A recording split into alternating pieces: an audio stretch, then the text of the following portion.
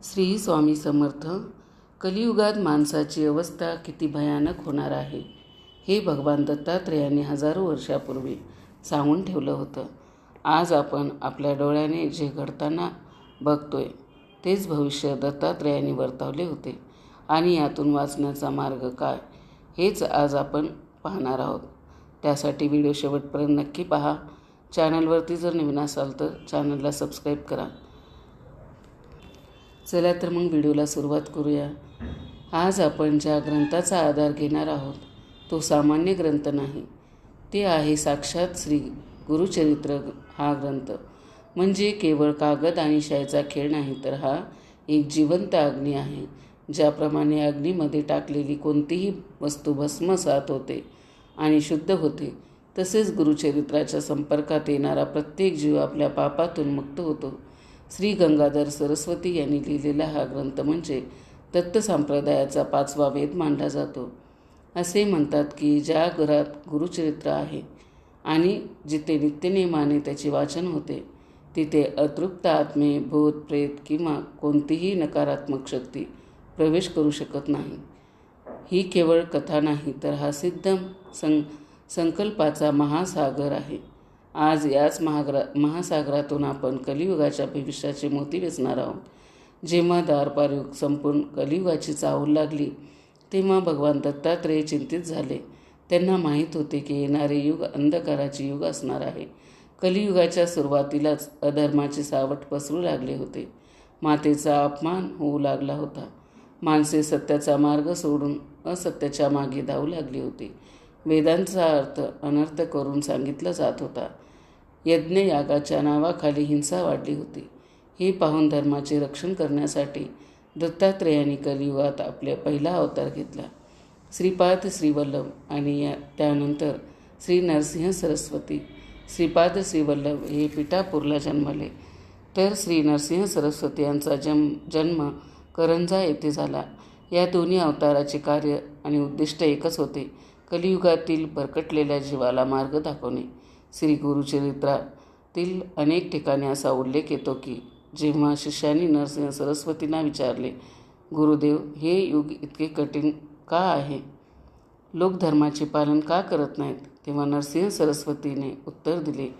ते ऐकून शिष्याच्या अंगावर काटा आला. ते म्हणाले, हे कलियुग आहे. या युगात धर्म एका पायावर उभा असेल, सत्य लपले जाईल आणि असत्य राज्य करेल.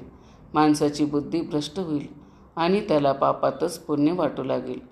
पण मी तुम्हाला आधीच सावध करतोय, कारण मला माझ्या भक्तांची काळजी आहे. दत्तात्रेयांनी आणि त्यांच्या अवतारांची कलियुगाची भयानक लक्षणे सांगितली होती. ती केवळ भविष्यवाणी नव्हती, तर तो एक आरसा होता. त्यांनी स्पष्ट सांगितले होते की एक वेळ अशी येईल जेव्हा गुरु शिष्य परंपरा फक्त व्यापाराचे साधन बनेल. राजा प्रजेचे रक्षण करण्याऐवजी भक्षण करेल. आणखीन सर्वात भयंकर म्हणजे माणसे माणसाचे शत्रू होतील. पण दत्तात्रेयाचा जन्म तर झाला, त्यांचे अवतार कार्यही करून गेले. मग प्रश्न उठतो की त्यांनी नेमक्या अशा कोणत्या 12 भयानक गोष्टी होणार ज्या भविष्यवाणीत सांगितल्या होत्या? त्या 2026 आपल्या डोळ्यासमोर तंतोतंत खऱ्या ठरत आहेत. आणि त्याहून महत्त्वाचं म्हणजे या विनाशाच्या गर्दीतून वाचण्यासाठी त्यांनी कोणता गुप्त मार्ग सांगितला होता, हे समजून घेणे आपल्या आणि माझ्या भविष्यासाठी अत्यंत गरजेचे आहे. कारण येणारा काळ परीक्षेचा काळ असणार आहे. दत्तात्रेयांनी सांगितलेली ती 12 लक्षणे आणि त्यावरचा तो उपाय काय आहे हे आपण पाहणार आहोत. जे पहिले लक्षण सांगितले ते होते धर्माचे बाजारीकरण. गुरुदेव म्हणाले, हे शिष्य, कलियुगाचे पहिले आणि सर्वात घातक लक्षण म्हणजे धर्माचे जागा पाखंड घेईल. जे लोक कपाळावर मोठे टिळे लावतील, गळ्यात माळा घालतील आणि संताचा वेश धारण करतील, तेच लोक आतून सर्वात जास्त दुष्ट असतील. मंदिरेही शांतीची स्थाने राहणार नाही, तर ती व्यापाराची केंद्र बनतील. देवाला विकले जाईल. देवाच्या दर्शनासाठी पैसे मोजावे लागतील. जो श्रीमंत असेल त्याला देवात आणि मंदिरात पहिला मान मिळेल आणि जो खरा सात्विक भक्त असेल पण गरीब असतील त्याला धक्के मारून बाहेर काढले जाईल. ज्ञान हे मोक्षासाठी न वापरता पोटापाण्यासाठी वापरले जाईल. कथा सांगणारे, कीर्तन करणारे लोक आपली कला विकून पैसे कमवतील. वेदांचे ज्ञान सांगणारे ब्राह्मण आपली नित्यकर्मे सोडून यांच्या घरी केवळ अन्नाच्या आणि दक्षिणेच्या आशेने धावतील. जेव्हा रक्षण करणाराच भक्षण करू लागेल तेव्हा समजून जा की कलियुग शिखराला पोहोचलेले आहे. दुसरे लक्षण त्यांनी सांगितले ते म्हणजे नात्याचा रस कमी होऊन रक्ताच्या नात्यात फूट पाडली जाईल. आई वडील हे मुलांसाठी ओझे वाटू लागतील. ज्या आईने 9 महिने पोटात वाढविले तिलाच म्हातारपणी घरातून बाहेर काढले जाईल किंवा वृद्धाश्रमात पाठवले जाईल. भावाभावामध्ये जमिनीच्या तुकड्यासाठी आणि पैशासाठी तलवारी निघतील. मित्र तोच असेल ज्याच्याकडे पैसा आहे. स्वार्थ संपला की मैत्री संपेल. पती पत्नीच्या पवित्र नात्यात विश्वासाची जागा संशय घेईल. विवाह हे संस्कार नसून केवळ एक तडजोड किंवा करार ठरेल. थोड्याशा भांडणावरून घरे तुटतील. ही तर लक्षणं आज आपण उघड्या डोळ्यांनी बघतोय. ते म्हणजे अन्नाची अशुद्धता. गुरुचरित्रात हे आधीच स्पष्ट म्हटलं आहे की अन्न हेच मन आहे. जसे अन्न पोटात जाईल तसेच विचार मनात येतील. कलियुगात लोक शुद्ध अशुद्ध अन्न भक्षण करतील. चांगले विचार सोडतील. हिंसा करून मिळवलेली, दुसऱ्याला दाखवून मिळवलेली आणि तामसी वृत्तीने शिजवलेले अन्न लोकसभेने खातील. त्यामुळेच लोकांची मनं अस्वस्थ राहतील. कितीही सुखसोयी आल्या तरी मानसिक शांती मिळणार नाही. चिंता आणि अकाली मृत्यू हे घरोघरी दिसतील. चौथे आणि सर्वात गंभीर लक्षण म्हणजे स्त्रिया पुरुषांचे अनुकरण करतील आणि पुरुष आपले पुरुषत्व विसरून वागतील. जेव्हा समाजात स्त्रीचा सन्मान संपेल तेव्हा त्या समाजाचा विनाश अटळ आहे. वासना इतकी प्रबळ होईल की वयाची मर्यादा राहणार नाही. लहान मुले असो अथवा वृद्ध कोणीही सुरक्षित राहणार नाही. लोक इंद्रिय सुखालाच प्रेम समजतील आणि आत्म्याच्या प्रेमाला विसरून जातील. पाचवे लक्षण म्हणजे निसर्गाचा कोप. जेव्हा पृथ्वीवर पापाचा भार वाढेल तेव्हा निसर्ग आपला समतोल गमावेल. अवेळी पाऊस पडेल, नद्या आटतील, जमिनी नापीक होतील. जिथे पाणी हवे तिथे दुष्काळ पडेल आणि जिथे नको तिथे महापूर येईल. गायला आपण माता म्हणतो त्यांची कत्तल केली जाईल आणि हे उघड्या डोळ्यांनी पाहणारा समाज गप्प बसेल. हे सर्व ऐकून शिष्याचे मन विचलित झाले. त्यातील एका शिष्याने, ज्याचे नाव सायनदेव होते, हात जोडून नरसिंह सरस्वतींना विचारले, गुरुदेव, हे भविष्य तर अत्यंत भयानक आहे. जर सगळीकडेच अंधारच असेल तर सामान्य माणसाने, संसारी जीवाने यातून वाचायचे कसे? काय कलियुगात मोक्ष मिळणे अशक्य आहे? देव आम्हाला सोडून गेला आहे का? त्यावर श्री नरसिंह सरस्वती हास्य केले. ते म्हणाले, नाही, ईश्वराने कधीच आपल्या लेकरांचा हात सोडला नाही. फळ हजारो वर्ष तपश्चर्या करून मिळत होते. त्रेतायुगाची मोठी यज्ञ करून मिळत होते आणि द्वापार युगाची कठीण पूजा करून मिळत होते. तेच फळ कलियुगात केवळ आणि केवळ नामस्मरणाने आणि विश्वासाने मिळेल. कलियुगात मार्ग कठीण आहे पण उपाय सोपा आहे.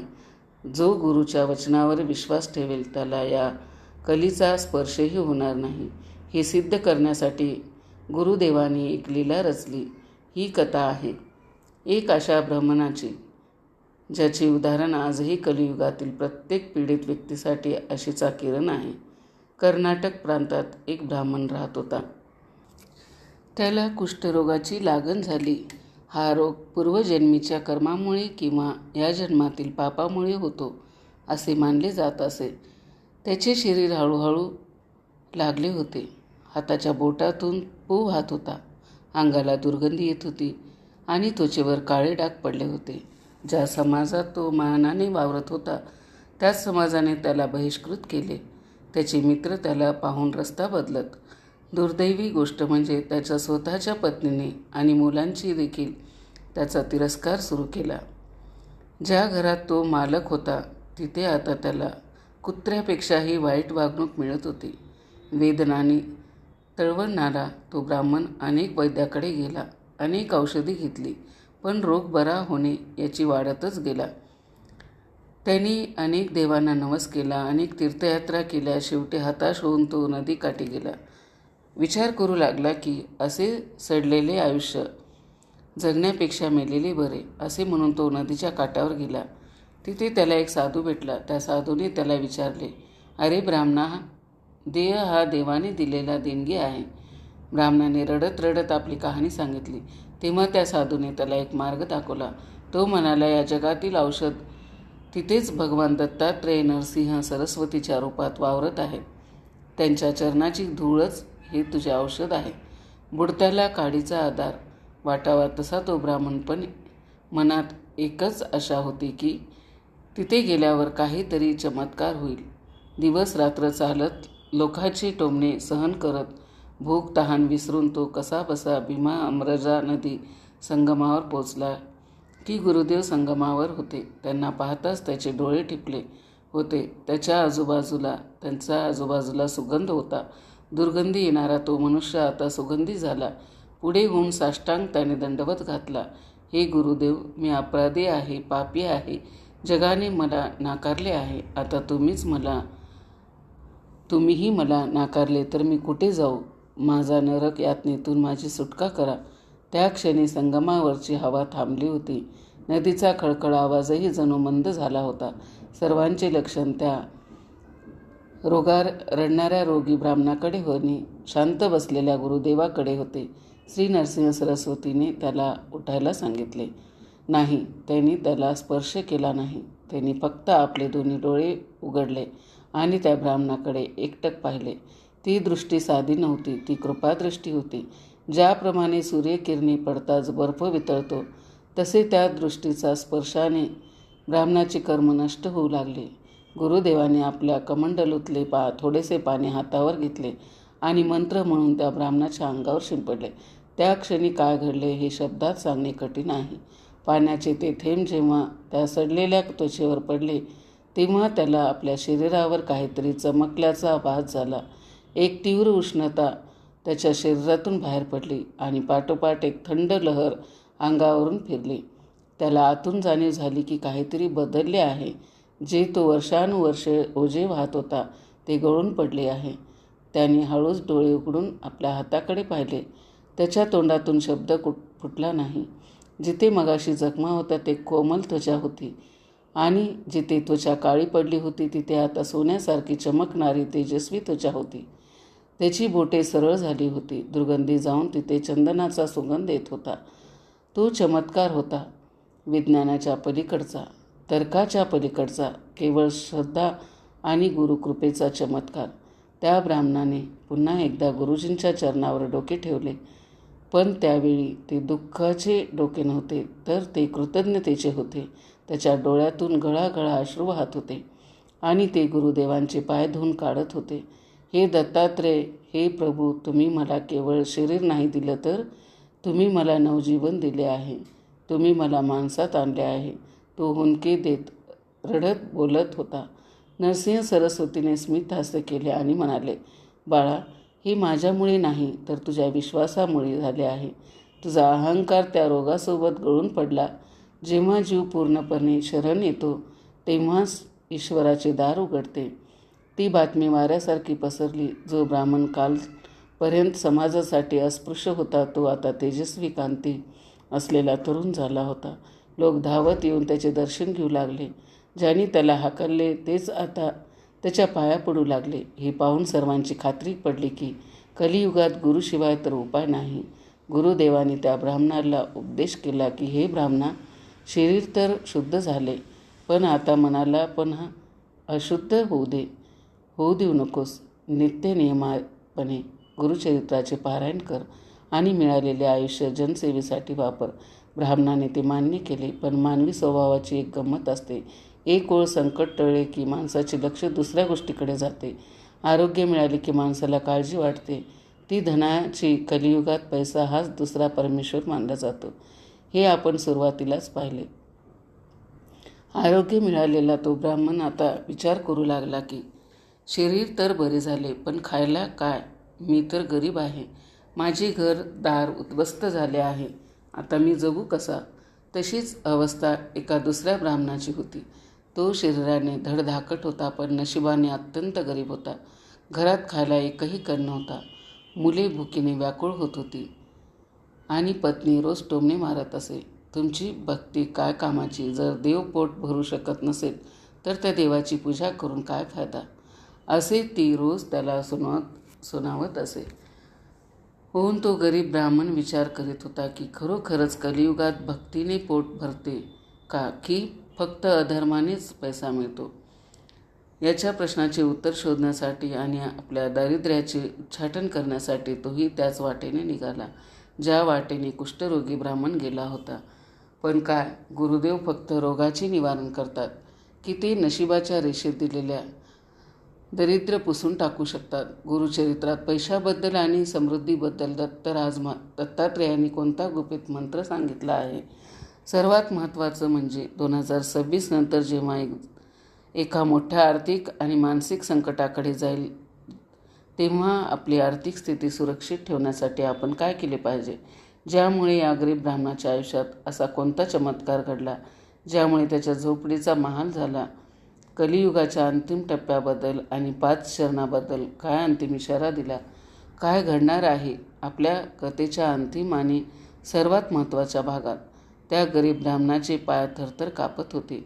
भूक आणि थकव्यामुळे नव्हे तर समोर बसलेल्या त्या तेजस्वी महापुरुषाकडे पाहून त्याला भरून आले होते. त्याने आपले डोके त्याच्या चरणावर टेकवले आणि अनावर होऊन रडू लागला. त्याचे अश्रू हेच त्याचे शब्द होते. मला सांगा गुरुदेव, का लक्ष्मी फक्त पाप करणाऱ्यांच्याच घरी पाणी भरते का? त्याचा हा प्रश्न त्याच्या एकट्याचा नव्हता, तर आजच्या कलियुगातील प्रत्येक मध्यमवर्गीय आणि गरीब माणसाचा हाच प्रश्न आहे. यावर श्री नरसिंह सरस्वती हसले नाहीत किंवा रागवले नाहीत. त्यांनी अत्यंत शांत स्वरात त्याला कर्माचा सिद्धांत सांगितला. ते म्हणाले, ते ब्राह्मणा, दारिद्र्य हे देवाचा शाप नसून ते तुझ्याच मागील जन्माचं कर्माची फळं आहेत. तू मागील जन्मात कधीही दानधर्म केला नाहीस, कोणाला अन्नाचा कण दिला नाहीस, म्हणून या जन्मात तुला अन्नासाठी वणवण करावं लागत आहे. लक्ष्मी तिथेच वास करते जिथे त्याग आहे, तिथे समाधान आहे. पण तू चिंता करू नकोस, तू आता दत्तात्रयाच्या दरबारात आला आहेस. गुरुदेवांनी याला एक अत्यंत साधा हा मंत्र दिला. लक्ष्मीला धनाची देवी म्हणतात. मी तुला एक मंत्र देतो. हा मंत्र साक्षात लक्ष्मीला खेचून आणणारा आहे. जप कर, पण अट एकच आहे. हा जप करताना मनात लोभ नसावा, तर विश्वास असावा की माझा गुरु माझा सांभाळ करण्यास समर्थ आहे. सुरुवातीला काही दिवस काहीच घडले नाही. एके दिवशी तो आपल्या घराच्या पडक्या भिंतीजवळ जप करत होता. अचानक एक साथ 2 साप सरपटत गेले आणि एका बिळात जाऊन बसले. म्हणून ते बिळ ब्राह्मणाने थोडे खोल खणताच त्याला एक धातूचे भांडे लागले. त्याने माती बाजूला सारली आणि पाहिले तर सोन्याच्या मोहरांनी भरलेला एक हंडा होता. हे धन चोरीचे नव्हते. हे धन कोणाला फसवून मिळालेले नव्हते. हे त्यांच्या पूर्वजांचे धन होते. ते आज गुरुकृपेने त्याला परत मिळाले होते. श्री गुरुदेव दत्त या मंत्राच्या स्पंदनाने त्याची कुकर्म हळूहळू नष्ट केली आणि धनाचा मार्ग मोकळा केला होता. त्या घरात खायला एकही दाणा नव्हता, पण गुरुकृपेने त्याला धनाची देखील प्राप्ती झाली. गरिबांना अन्नदान केले. गुरु म्हणतात, अनिष्ट मार्गाने मिळवलेला पैसा हा अनिष्ट गोष्टीमध्येच विनाकारण खर्च होतो. म्हणजेच तुमच्याकडे पैसा तर येईल, परंतु तो पैसा उद्या तुम्हाला कोर्ट कचेरी, दवाखाना आणि अशांतीच्या मार्गाने मागून जाईल. म्हणून आपल्याला मिळालेल्या काही धनातून थोडेसे अन्नदान जरूर करावे. अन्नदान हे सर्वश्रेष्ठ दान आहे. त्या ब्राह्मणाने यावेळेस चूक केली नाही. त्या धनाचा वापर गरिबांना अन्नदान करण्यासाठी आणि दान करण्यासाठी वापर केला. त्यावेळी गुरूंनी मोठा संदेश त्याला दिला. पैसा मिळवणे कठीण नाही, परंतु मिळालेला पैसा योग्य ठिकाणी वापरावा. पैसा जर गुरुकृपेने मिळाला तरच तो सुख देतो, परंतु जर वाममार्गाने मिळालेला पैसा आज सुख देतो, पण उद्या मात्र तुम्हाला दुःख आणि कष्ट देतो. आता प्रश्न उरतो की शरीराचा रोग गेला, गरिबी गेली, पण पुढे काय? आपण 2026च्या उंबरठ्यावर उभे आहोत आणि आज जग वेगाने बदलत आहे. भगवान दत्तात्रेय आणि भविष्याबद्दल म्हणजेच आजच्या काळाबद्दल काय लिहून ठेवले आहे श्री गुरुचरित्रात आणि दत्तपुराणात कलियुगाचे भविष्य सांगताना त्याचे 4 चरण म्हणजेच टप्पे सांगितले आहेत. हे समजून घेणे आजच्या माणसासाठी खूप महत्त्वाचे आहे. पहिला चरण म्हणजे सुरुवातीचे 5000 वर्ष. तो आता संपत आला आहे. यात अधर्म वाढेल, पण अजूनही भक्ती जिवंत असेल. मंदिरातील कथा कीर्तन होतील. पाप असेल, पण पुण्यालाही मान असेल. आपण सध्या याच टप्प्याच्या शेवटी आहोत. दुसरा चरण म्हणजे पिढीला 10,000 वर्ष. हा काळ अत्यंत कठीण असेल. या काळात मनुष्याची मनं राक्षसी असतील. तंत्रज्ञानाची प्रगती होईल. त्यात लोक एकमेकाशी बोलणार नाहीत. मोबाईल आणि सोशल मीडियावर आज हेच घडत आहे. माणसे एकटेपणाने, डिप्रेशन आणि मानसिक तणावामध्ये मरतील. जमिनीसाठी नाही तर पाण्यासाठी वाद होतील. तिसरा आणि चौथा चरण जेव्हा घोर मोठं कलियुग येईल तेव्हा वेद लुप्त होतील. गुरु हा शब्द फक्त शिवी म्हणून वापरला जाईल. आई, वडील आणि गुरु यांचा सन्मान कोणीही करणार नाही. स्त्रिया आणि पुरुष दोघेही अनैतिक संबंधांना जीवन मानतील. आणि जेव्हा हे पहा पृथ्वीची वेळ येईल, 2026 आणि 2030 नंतरचे भविष्य दत्त संप्रदायातील अनेक सिद्ध पुरुषांच्या आणि भविष्याच्या अर्थानुसार 2030 नंतरचा काळ हा मानसिक युद्धाचा काळ असणार आहे. शास्त्रांनी होणाऱ्या युद्धापेक्षा विचारांचे प्रदूषण जास्त घातक असेल. माणूस स्वतःच्याच मनाचा गुलाम होईल. भीती, असुरक्षितता आणि भविष्याची चिंता यामुळे तरुण पिढी उद्ध्वस्त होईल. आत्महत्याचे प्रमाण वाढेल. औषधे शरीराला बरी करते, पण मनाला शांत करू शकणार नाहीत. इतके घातक जीवन असू शकते. म्हणून मित्रांनो, नामस्मरणाची वेळ स्वतःला लावून घ्या. स्वामी महाराज तुमच्या आयुष्याचे सोने करतील. मैत्रिणींनो, तुम्हाला हा व्हिडिओ कसा वाटला कमेंट करून नक्की सांगा. चॅनलवरती जर नवीन असाल तर चॅनलला सबस्क्राईब करा. शेवटपर्यंत माझा व्हिडिओ ऐकला त्याबद्दल आपल्या सर्वांचे मनापासून आभार. श्री स्वामी समर्थ. अवधूत चिंतन श्री गुरुदेव दत्त.